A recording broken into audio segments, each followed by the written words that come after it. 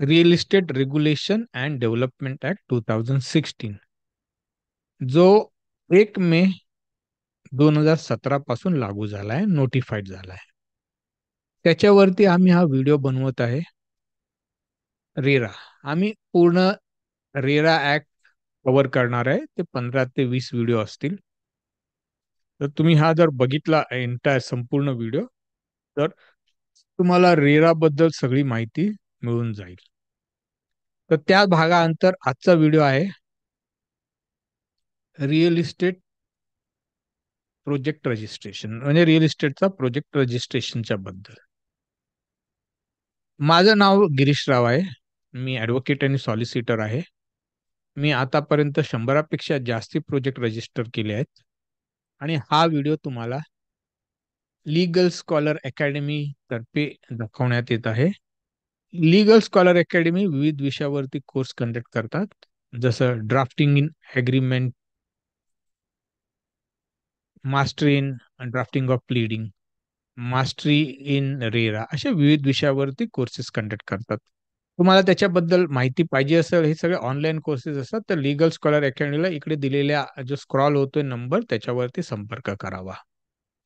त्याच्या व्यतिरिक्त प्रत्येक शुक्रवारी संध्याकाळी 7:30 वाजता वेबिनार कंडक्ट केले जातात वेगवेगळ्या विषयावरती. त्याच्याबद्दल पण तुम्हाला माहिती पाहिजे असेल, तर तुम्ही कृपया दिलेल्या ह्या नंबरवरती तुम्ही संपर्क करू शकता. आता आता आपल्या विषयाकडे वळूया. Project registration of real estate project. त्याच्या आधी माझ्या सगळ्यांना विनंती आहे की तुम्ही हा channel legal scholar academy subscribe करावा, जेणेकरून जेव्हा जेव्हा व्हिडिओ लोड करतो त्याचे तुम्हाला नोटिफिकेशन येतील. आणि हे सगळे व्हिडिओ खूप इन्फॉर्मेटिव्ह असतात आणि त्याच्यातनं तुम्हाला खूप नॉलेज मिळेल. तर माझी सगळ्यांना विनंती आहे की तुम्ही हा चॅनल सबस्क्राईब करावा. आणि दुसरी गोष्ट, तो लाईक बटन पण हिट करायला विसरू नका, कारण तुम्हाला हा व्हिडिओ आवडणार आहे असा माझा विश्वास आहे. चला, आता आपण आपल्या विषयाकडे वळूया. आता जेव्हा आपण रिअल इस्टेट प्रोजेक्टचं रजिस्ट्रेशन बोलतो, त्याच्या आधी रिअल इस्टेट प्रोजेक्ट म्हणजे काय आहे हे जरा समजून घेऊया. रिअल इस्टेट प्रोजेक्ट हे सेक्शन 2 ZI आणि ZN याच्या अंतर्गत डिफाईन केलेलं आहे. त्याच्यामध्ये काय म्हटलंय, डेव्हलपमेंटचं ऑफ बिल्डिंग. हा पहिला म्हणजे बिल्डिंगची डेव्हलपमेंट, ज्याची ज्या बिल्डिंग मध्ये जिथे फ्लॅट असतील त्याला अपार्टमेंट बोलले, किंवा त्याच्यामध्ये फ्लॅट असतील तर ते, किंवा जी आता राहिलेली बिल्डिंग आहे, एक्झिस्टिंग बिल्डिंग आहे, त्याला कन्वर्ट करतोय अपार्टमेंट मध्ये. म्हणजे बेसिकली जी रिडेव्हलपमेंट करतं ती बिल्डिंग. किंवा ज्या लँड आहे, मोठी जागा आहे, त्याचे प्लॉट बनवून सेल करतं, तर त्याला म्हणजे प्लॉटिंग पण करून सेल करतात, त्यालाही त्यालाही रिअल इस्टेट प्रोजेक्ट मध्ये गिनलं जातं. ह्या सगळ्या गोष्टीचा उद्देश काय आहे तो महत्वाचा आहे. समजा हे सगळं जे डेव्हलपमेंट करतायत ते विकायच्यासाठी जर करत असेल, तर तो रिअल इस्टेट प्रोजेक्ट मध्ये धरला जाणार. नाहीतर नाही. म्हणजे स्वतः एक कोणतरी बिल्डिंग बांधतोय स्वतःच्यासाठी, तर तो रिअल इस्टेट प्रोजेक्ट बनत नाही. पण तो विकायच्यासाठी बांधतोय, तर ते रिअल इस्टेट प्रोजेक्ट होतं. आणि त्यांना रजिस्ट्रेशन हे कंपल्सरी आहे.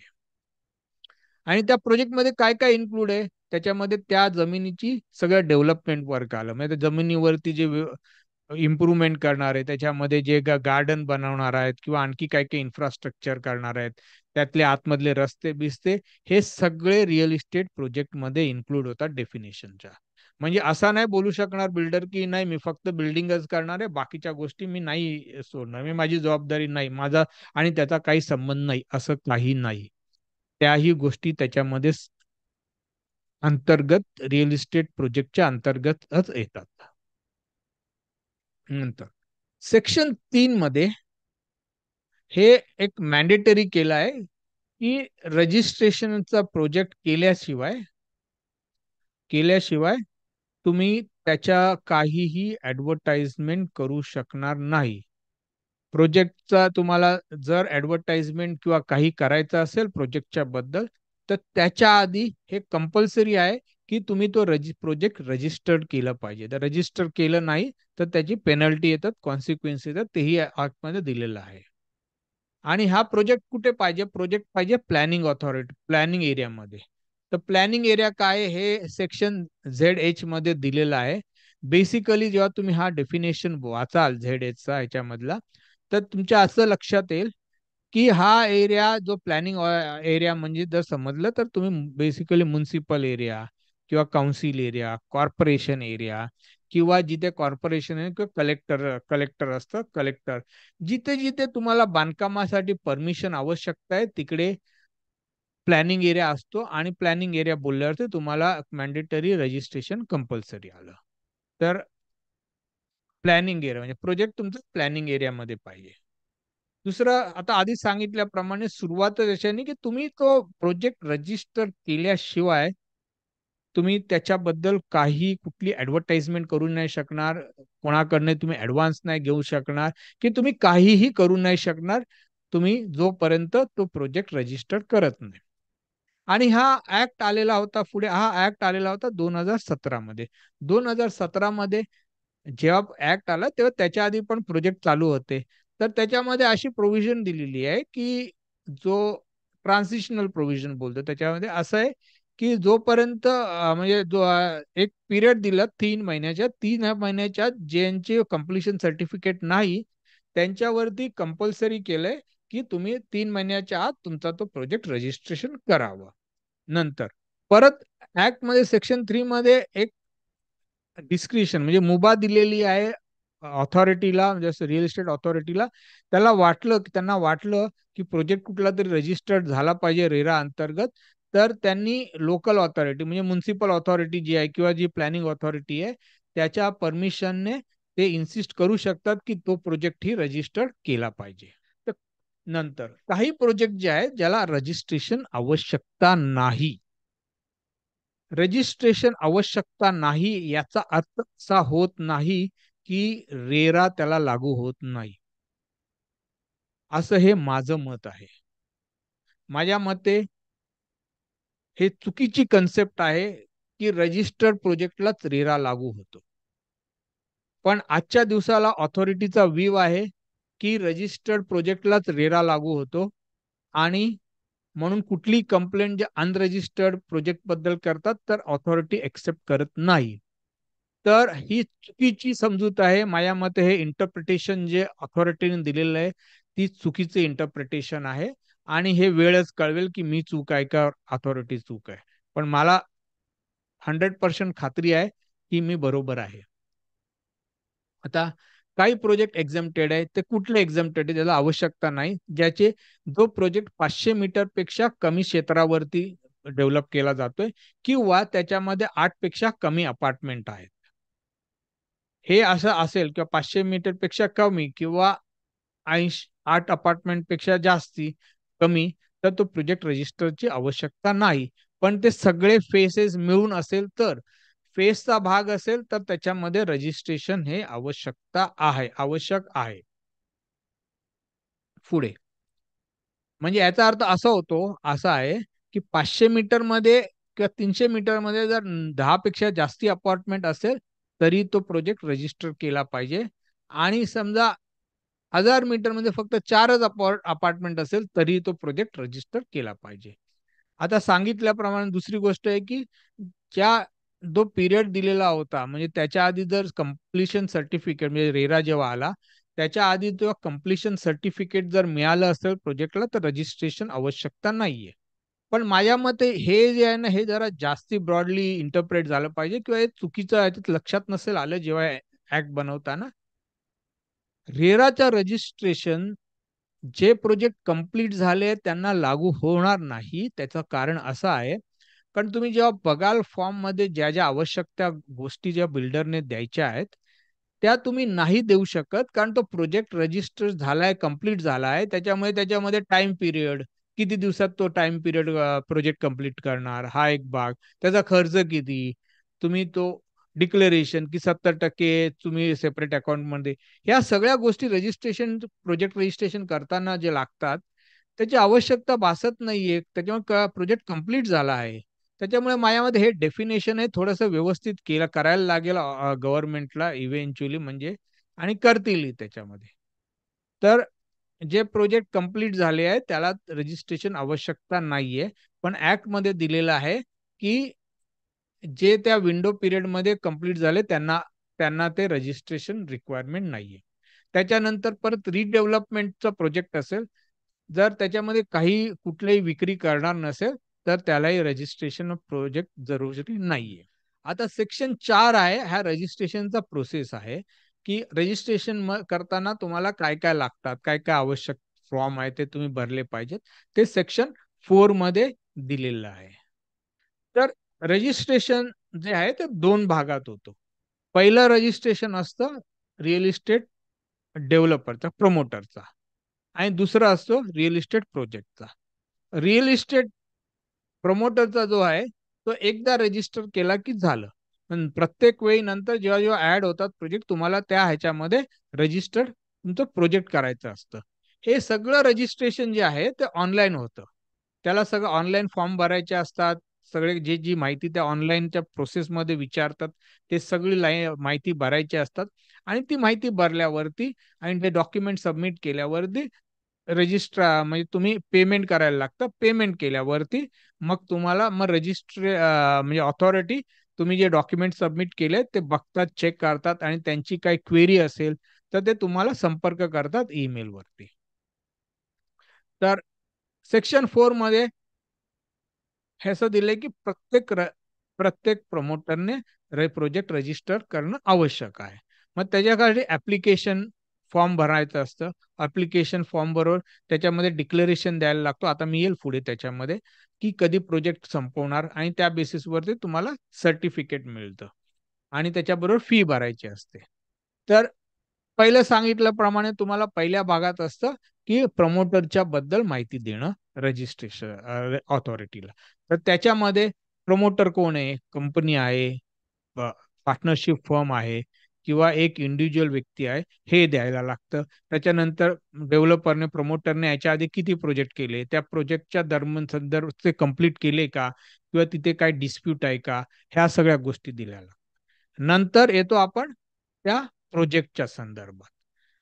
प्रोजेक्टच्या संदर्भात जेव्हा येतो, तर त्यांना अप्रूव्हलचे डिटेल पहिले द्यायला लागतात. त्याच्यामध्ये द्यायला लागतात. कमेन्समेंट सर्टिफिकेट, प्लॅन हे सगळे सबमिट करायला लागतात. परत लोकेशन, प्रोजेक्ट कुठे लोकेट आहे, त्याचे लॅटिट्यूड आणि लॉन्जिट्यूड आणि लॅटिट्यूड किती आहे, ते द्यायला लागतात.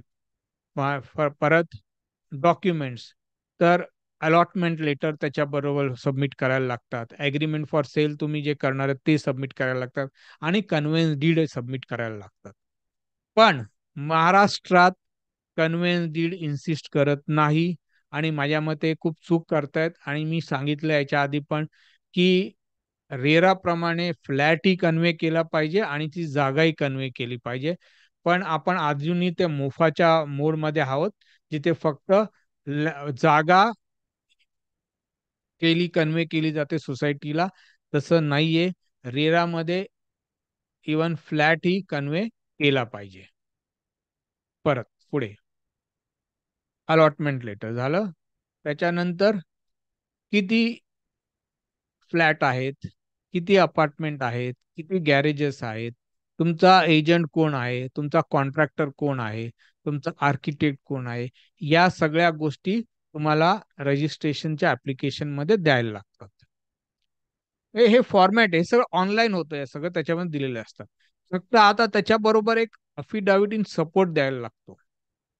त्या अफिडाविट इन सपोर्टमध्ये एक डिक्लेरेशन द्यायला लागतं, की मी मालक आहे ह्या जागेचा.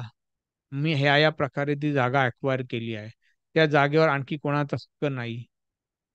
आणि जर हक्क असेल किंवा त्याच्यामध्ये बद्दल काही लीगल प्रोसिडिंग असतील, तर ते त्याच्यामध्ये द्यायला लागतं. आणि त्यात तुम्ही त्या कुठे त्या थर्ड पार्टी राइट किंवा मॉर्गेज केली आहे बँकेला, फायनान्शियल इन्स्टिट्यूशनला, ते द्या. हे सगळे डिटेल त्या डिक्लेरेशनमध्ये द्यायला लागतात. आणि हे डिक्लेरेशन मी प्रत्येकाला सांगतो, की तुम्ही हे व्यवस्थित द्या. तर तुम्ही जर व्यवस्थित डिक्लेरेशन दिलं, तर तुम्हाला त्याच्याने प्रॉब्लेम पुढे होणार नाही. तर डिक्लेरेशन व्यवस्थित नसेल, तर तुम्ही डिफिकल्टीमध्ये याल.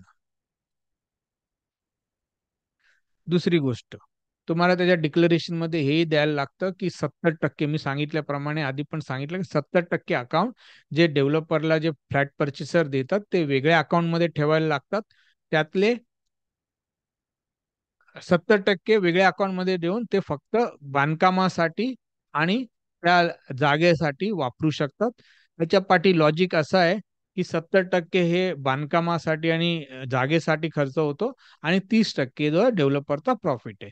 त्याच्यामुळे 70% वेगळ्या अकाउंट मध्ये ठेवून ते वेगळ्या अकाउंट मध्ये ठेवून ते फक्त कन्स्ट्रक्शन किंवा लँडसाठी वापरू शकतात. आणि ते कधी विड्रॉ करू शकतात, जेव्हा आर्किटेक्ट, इंजिनियर आणि चार्टर्ड अकाउंटंट जेव्हा ते सर्टिफिकेट देतात तेव्हाच विड्रॉ करू शकतात. प्रोसिजर अशी आहे, ज्या ज्या बँकेत आहेत तर बँकेला एक सबमिट करतात हे डॉक्युमेंट, आणि मग बँक त्यांना ते पैसे विड्रॉ करायला अलाउड करतात. त्याच्यानंतर येतं ऑडिट करणं.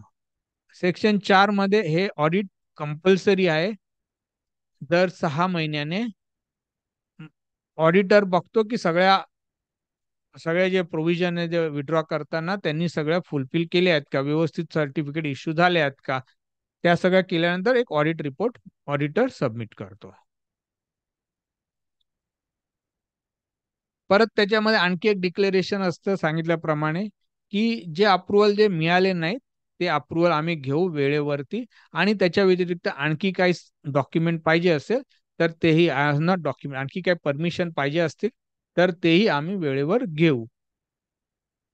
नॉर्मली नंतरचे जे अप्रुव्हल आहेत की रिक्वायरमेंट आहे, एक तर मेन इम्पॉर्टंट असतो तो ऑक्युपेशन सर्टिफिकेट, म्हणजे म्हणजे फ्लॅटमध्ये तुम्ही राहू शकता, तो ऑक्युपेशन सर्टिफिकेट असतो. म्हणजे हे बेसिकली तुम्हाला अंडरटेकिंग मध्ये सगळं द्यायला लागतं. ऍप्लिकेशन जो आहे, तो ऍप्लिकेशन 30 दिवसाच्या आत रेरा ऑथॉरिटीना तो चेक करून त्याला अप्रूव्ह करायला लागतं. समजा 30 दिवसात नाही आला तर डीम्ड अप्रुव्हल होतं. म्हणजे 30 दिवसात रेरांनी काही तुमच्याशी संपर्क करून रेरा ऑथॉरिटीने काही त्याच्याबद्दल माहिती आणखी विचारली नाही किंवा ऑब्जेक्शन घेतलं नाही, तर त्याचा अर्थ असा होतो तुमचा प्रोजेक्ट रजिस्टर्ड झालाय, डीम रजिस्ट्रेशन त्याला बोलतात. आणि मग त्यांच्यावरती बंधनकारक राहतं की तुम्हाला त्यांनी सर्टिफिकेट द्यावं. आता डीम रजिस्ट्रेशन सांगितलं, हे 30 दिवसाच्या आत रेरा ऑथॉरिटी नाही जर काही तुम्हाला इन्फॉर्मेशन आली तर इट्स अ डीम रजिस्ट्रेशन, आणि 7 दिवसाच्या आत त्याच्यानंतर त्यांना तुम्हाला सर्टिफिकेट द्यायला लागतो. सर्टिफिकेट मध्ये बेसिकली असतं प्रोजेक्टचं नाव, नंबर असतो सर्टिफिकेटचा, आणि किती दिवसात तो प्रोजेक्ट संपणार आहे, म्हणजे project validity of the project. तर तुम्ही जे डिक्लेरेशन देतात त्या बेसिसवरती सर्टिफिकेट मध्ये येतं व्हॅलिडिटी, डेट ऑफ व्हॅलिडिटी, म्हणजे त्या दिवसापर्यंत प्रोजेक्ट संपन्न करणार. तर हा तुमच्यावरती डिस्क्रिप्शन आहे, तुम्ही प्रोजेक्ट कधीपर्यंत करणार. पण त्याचा अर्थ असा नाही की मी प्रोजेक्ट रजिस्ट्रेशनचा डिक्लेरेशन मी 100 वर्ष लावेल प्रोजेक्टला. तसं नाही. असं काहीतरी असेल तर रेरा ऑथॉरिटी ऍक्सेप्ट करत नाही, आणि मग तुम्हाला करेक्शन करायला लागेल. तर रिअलिस्टिकली म्हणजे ऍक्च्युली तुम्हाला किती वेळ लागेल, समजा तुम्हाला 3 वर्ष लागत असेल प्रोजेक्टला, तर तुम्ही 3 वर्ष द्यावं डिक्लेरेशन मध्ये. म्हणजे तुम्ही 5 वर्ष देऊ शकता, 7 वर्ष देऊ शकतात. म्हणजे असं नाहीये की 3 वर्ष लागेल म्हणजे 3 वर्ष द्या. कारण तुम्ही त्याच्यामध्ये नाही कंप्लीट केला तर दुसऱ्या गोष्टी प्रॉब्लेम मध्ये येऊ शकतात. त्याच्यामुळे नॉर्मली सगळे डेव्हलपर हे जिथे 3 किंवा 4 वर्ष लागत असेल तिथे 7 वर्ष देतात, 8 वर्ष देतात. ते लिमिट करू शकतात. पण 100 वर्ष वगैरे असं देऊ शकत नाही, एक लिमिटेशन असतं. तर तुम्हाला जे सर्टिफिकेट मिळेल, सर्टिफिकेटमध्ये किती दिवसात मिळालं आणि कधी हे केलं ते तुम्हाला त्याच्यामध्ये दिलेलं असणार, किती तारखेपर्यंत सर्टिफिकेटची व्हॅलिडिटी आहे. परत जर त्या व्हॅलिडिटी पिरियडमध्ये तुम्ही प्रोजेक्ट कंप्लीट करू शकला नाही, तर तुम्हाला 1 वर्षाची एक्सटेन्शन मिळू शकतात. का? तर फोर्स मेजर इव्हेंट झाले असेल तर, म्हणजे आग नाही दिलेले, काही कॅलॅमिटी आल्या, अर्थक्वेक झाला, असं कुठली कॅलॅमिटी आली ज्याच्यामुळे प्रोजेक्टचं काम करू शकलं नाही, तर त्यावेळी तुम्हाला 1 वर्षाचं एक्सटेन्शन अंडर सेक्शन देऊ शकतात. हाच प्रोव्हिजन वापरून कोविडच्या काळात एक्सटेंड केलेला पिरियड. पण हा जो 1 वर्षाचा जो कालावधी आहे, जो त्यांना जो परमिशन दिलेला आहे, तो हायकोर्टाने तो सेट असाइड केलाय. म्हणजे आता असं नाहीये की जर आवश्यकता भासली, तुम्ही व्यवस्थित केस तुमची मांडली रेरा ऑथॉरिटीकडे, तर 1 वर्षापेक्षा जास्तीचा कालावधीचा पिरियड जास्तीचा तुम्ही एक्सटेन्शन मागू शकतात आणि ऑथॉरिटी देऊ शकते. तर हे थोडक्यात रजिस्ट्रेशन ऑफ द प्रोजेक्ट काय आहे हे मी समजवलं. आणि तुम्हाला याच्याबद्दल आणखी काय माहिती असेल किंवा तुमचे आणखी काय प्रश्न वगैरे असतील, तर तुम्ही जे खाली जे कमेंटमध्ये जरूर विचारावं. आम्ही त्याचा नक्की 100% त्याचं उत्तर देऊ. आणि हा व्हिडिओ तुम्हाला आवडला असेल अशी मी अपेक्षा धरतो. आणि तुम्ही तो जो थम्सअप बटन आहे ना, थम्सअपचं लाईक बटन, तो तुम्ही प्रेस करा. ही याची माझी खात्री आहे. तर ही रिक्वेस्ट आहे की तुम्ही तो प्रेस करावं आणि या चॅनलला सबस्क्राईब करावं. तर मी तुमची आता इकडे रजा घेतोय. Bye bye. Take care.